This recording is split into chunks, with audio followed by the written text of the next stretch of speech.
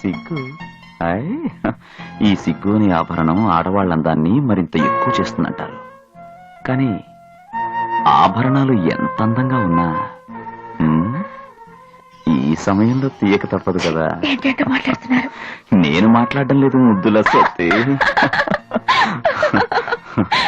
నీ అందం అలా మాట్లాడిస్తూ. ఇప్పుడు వాడి ఒళ్ళంతా విషపూరితమైంది. ముందు నేనే తాగాలా? మీరు తాగాకే నేను తాగాలని, మీరు తిన్న తర్వాతే నేను తినాలని మా అమ్మ అమ్మమ్మ పెద్దవాళ్ళంతా అన్నారు. వాళ్ళకి పాలలో పంచదార కలుపు తాగటమే తెలుసు. అమృతం కలుపుకు తాగటం నాకొక్కడికే తెలుసు. అమృతమైనా సరే ముందు మీరు తాగాకే నేను తాగుతాను. అలా అయితే ఓ పని చేద్దాం. ఏంటి? టాస్ వేద్దాం. నీకెవరు కావాలి? బాబు. అయితే నాకు పాప.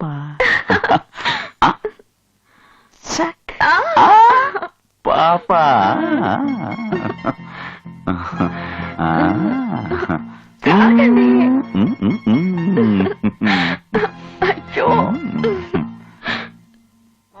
వాడితో సంసారం చేసిన వాళ్ళెవ్వరూ బతకరు.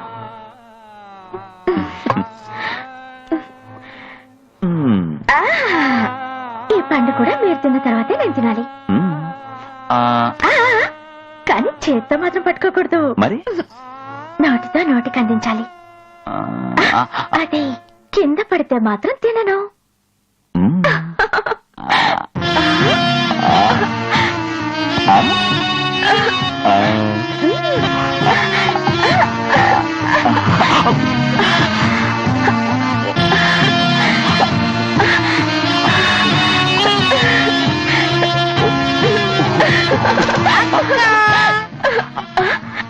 నేను వచ్చేసాను. పంచరంగి ఇక్కడికి ఎందుకు వచ్చావే? మీ ఇద్దరిని ఒకటిగా కలిపింది నేను. మరి ఎక్కడికైనా వచ్చే హక్కు ఉందిగా.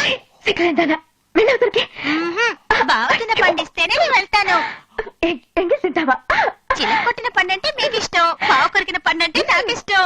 నిన్ను వస్తానండు. పండు దొరికిందా? దీపం తీసేయండి. చెయ్యమంటుంటే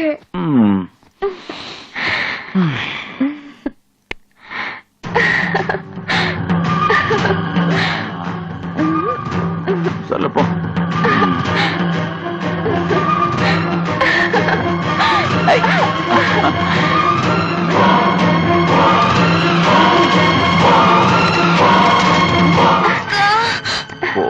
ఇంతలోనే తినేసావా? పంచరంగి పంచరంగి పంచరంగి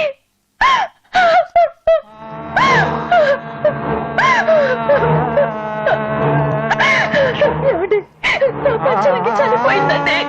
నా పంచరంగి చనిపోయిందండి.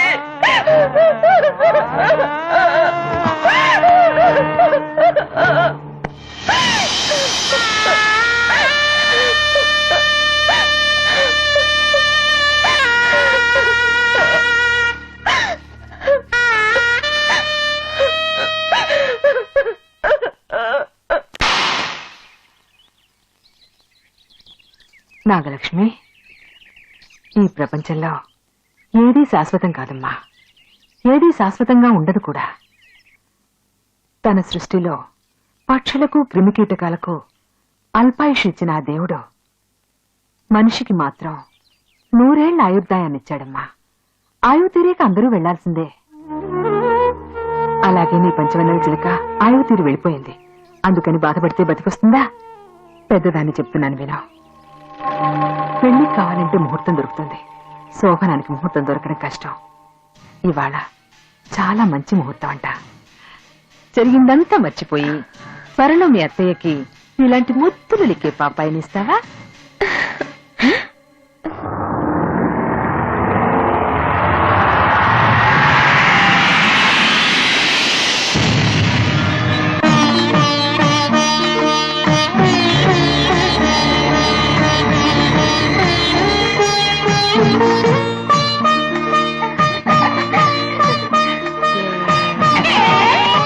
అందుకోవయ్యా పెళ్లి కొడుకా.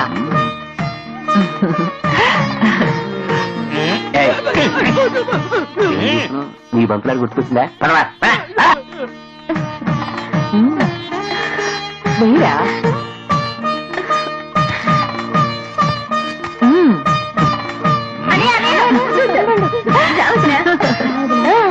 పద పద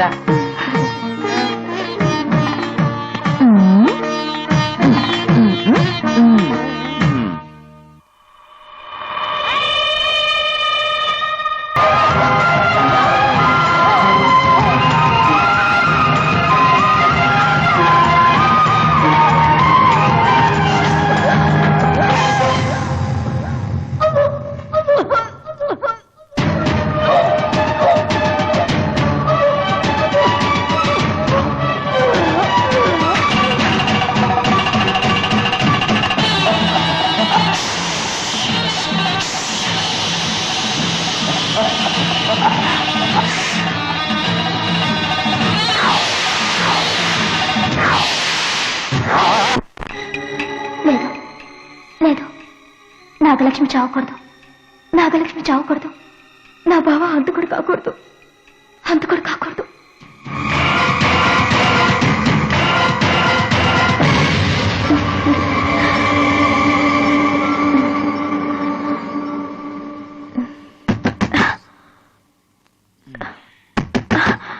ఎవరు వెళ్ళి చూడండి.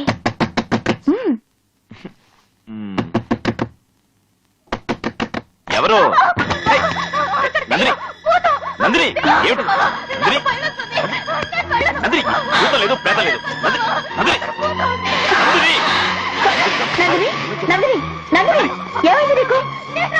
నీకేం భయం లేదు. నాకరా నాకరా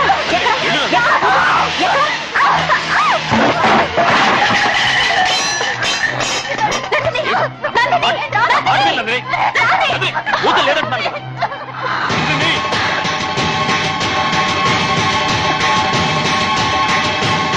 అతయ్య అతయ్య అతయ్య అయ్యో అతయ్య అతయ్య నేనత్తయ్య నాగలక్ష్మిని.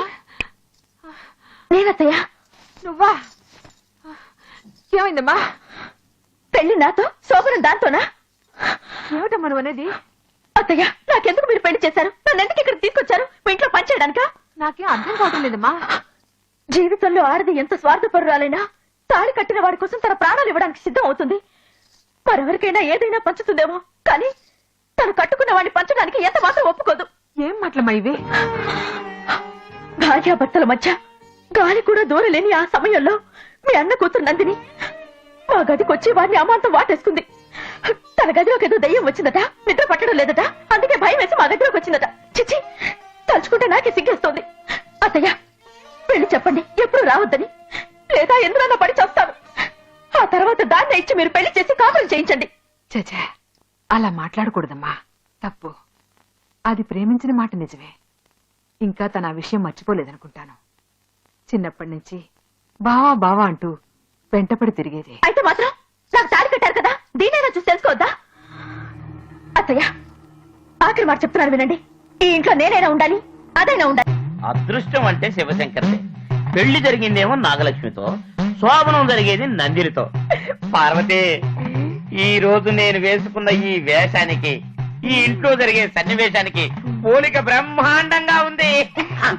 నువ్వు పార్వతివి కదా, నీకు తోడుగా ఒక్క గంగని తెచ్చారనుకో, సూపర్ గా ఉంటది. అలాగే స్వామి, అటులనే కానిండు.